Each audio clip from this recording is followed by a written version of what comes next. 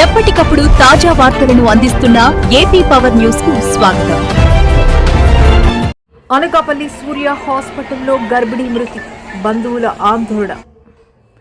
అనకాపల్లిలోని సూర్య multi speciality hospital వద్ద ఉద్రిక్తత పరిస్థితి నెలకొంది.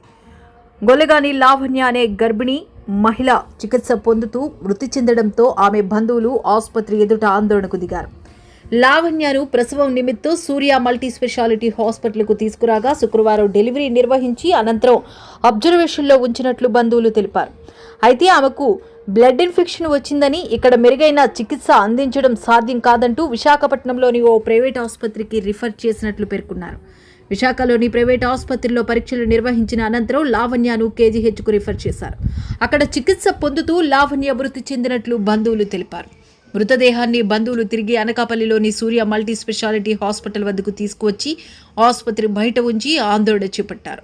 లావణ్య ఆరోగ్య పరిస్థితి గురించి ముందుగానే తెలిసినప్పటికీ సరైన సమయంలో ఎందుకు ముందస్తు చికిత్స అందించలేదని బంధువులు ప్రశ్నిస్తున్నారు.